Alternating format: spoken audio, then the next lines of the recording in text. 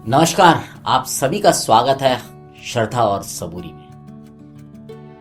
बाबा के विषय में जितना जाने, जितना ढूंढें उतना ही कम है। मेरा यह प्रयास रहेगा कि इस चैनल के माध्यम से मैं आपको बहुत सारी चीजें बाबा और शिरडी के बारे में ऐसी बताऊं जो हो सकता है आप वहां गए हों, आपने देखी हो, लेकिन गौर ना किया हो। बाबा की एक खास बात थी, उनको जो कुछ भी कराना होता था ना, उसका वो हिंट बहुत पहले दे दिया करते थे और बड़े हल्के में दे दिया करते थे। अक्सर वो बातें लोगों को बाद में समझ में आती है। आज जो मैं आपको प्रसंग बताने जा रहा हूं, ये साईं सच्चरित्र का एक प्रसंग है। ये इस प्रकार से है कि जब अन्य लोगों के साथ गोविंद आर दाभोलकर जिनको की नाम से आप जानते होंगे, आपने पढ़ा होगा उनके बारे में, मस्जिद गए तो बाबा ने काका साहेब दीक्षित को देखकर उनसे प्रश्न किया कि साठेवाड़े में क्या चल रहा था, किस विषय पे विवाद था। फिर दाभोलकर की तरफ देखकर बोले कि इन हेमांड पंत ने क्या कहा। ये शब्द सुनकर दाभोलकर थोड़े हैरान हो गए। उन्हें लगा कि ये बाबा ने मुझे क्या बोल दिया। और दूसरा, उनको सबसे ज्यादा हैरानी हो रही थी कि द्वारका माई मस्जिद और साठेवाड़े में एक अच्छा खासा डिस्टेंस था। इससे ये पता चलता था कि बाबा कैसे चीजों को जान लेते हैं। उन्होंने कैसे ये जान लिया कि इतनी दूरी पर क्या हो रहा था। अब आपको मैं ये बात इस पिक्चर के जरिए समझाने की कोशिश करता हूं। ये जो पिक्चर में आप ये बिल्डिंग देख रहे हैं, ये साठेवाड़ा है। ये साठेवाड़ा मेरे ख्याल से जो लोग शिरडी 1997-98 से पहले गए होंगे उन्होंने देखा होगा। और उस जमाने में यहाँ पर लोग जो बाहर से दर्शन करने के लिए आते थे वो यहाँ रुकते थे, रहते थे।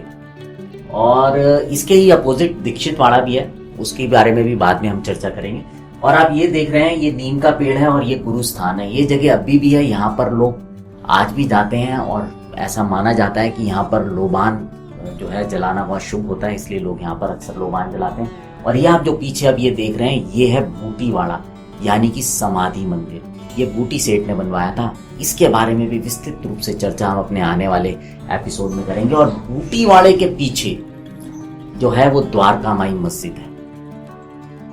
तो अब आप सोच सकते हैं कि बाबा द्वारका माई मस्जिद में बैठे हुए थे और यहाँ साठेवाड़े में चर्चा हो रही थी। बाबा को इस चर्चा के विषय में कैसे पता चल गया, क्यों बहस हो रही थी, कैसे पता चल गया, ये बहस किस विषय पे हो रही थी, ये भी हम आपको आने वाले एपिसोड्स में जरूर बताएंगे।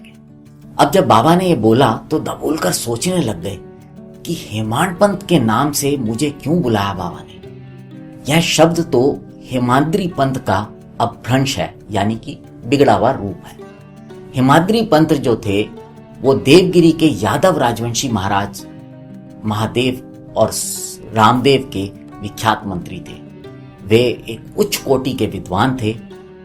उत्तम प्रकृति और चतुर्वर्ग चिंतामणि, जिसमें कि आध्यात्मिक विषयों का विवेचन है, और राज प्रशस्ति जैसे उत्तम काव्यों के रचयिता थे।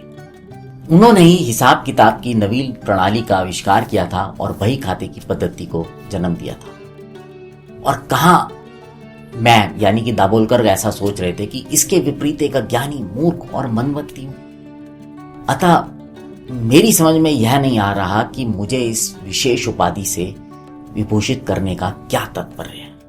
बहुत कुछ सोचते रहे दाभोलकर, लेकिन इस निष्कर्ष पे पहुंचे कि कहीं मेरे अहंकार को, मेरे घमंड को, जो कि अक्सर हम सब में होता है, बाबा ने कहीं चूर्ण बनाने के लिए या उसको खत्म करने के लिए तो इस बात का प्रयोग नहीं किया, ताकि मैं भविष्य में सदैव विनम्र हो जाऊं और मेरे अंदर से अहंकार खत्म हो जाए। और उनको यह भी लग रहा था कि कहीं वह मेरे वाक चातुर्य के उपलक्ष्य में की गई मेरी प्रशंसा तो नहीं। इस तरह से दाभोलकर के दिमाग में कई विचार चल रहे थे। अब जब आप आगे हम आपको ले जाएंगे और भविष्य में भी, मैंने जैसा आपको शुरू में कहा था कि बाबा की एक खास बात थी कि वो बहुत सारी चीजें जो फ्यूचर में होने वाली होती थी उनको पहले हिंट दे दिया करते थे। भविष्य की अगर बात करूं तो बाबा के द्वारा हेमांड पंत की जो उपाधि दी गई थी दाभोलकर को, वो बहुत ही अर्थपूर्ण और भविष्य गोचर थी। सबको पता है कि आने वाले समय में दाभोलकर ने ही श्री साईं बाबा संस्थान का प्रबंधन सुचारू रूप से और विद्वत्तापूर्ण ढंग से चलाया था। हिसाब किताब आदि कितने उत्तम प्रकार से रखे गए तथा साथ ही साथ महाकाव्य जिसका कि ये रेफरेंस मैं आपको दे रहा हूं, साईं सचरित्र की रचना भी दाभोलकर ने की। और जो लोग शिरडी जाते हैं, मुझे ऐसा लगता है कि उनमें से ज्यादातर लोगों ने साईं सचरित्र को जरूर पढ़ा होगा। और ये एक ऐसी किताब है बाबा के विषय में जिससे कि पढ़ने से बहुत ही शांति भी मिलती है। आने वाले कार्यक्रमों में मैं आपको ये भी बताऊंगा कि जो काका साहेब दीक्षित और दाभोलकर के बीच में किस विषय को लेकर वाद विवाद चल रहा था, वो भी आपको बताऊंगा। और उसके साथ साथ इस प्रसंग से आप ये तो समझ गए होंगे कि बाबा पहले से ही चीजों को जान लेते थे, उन्हें पता चल जाता था कि भविष्य में क्या होने वाला है, और उसका हिंट वो अपने भक्तों को या अपने शिष्यों को दे दिया करते थे।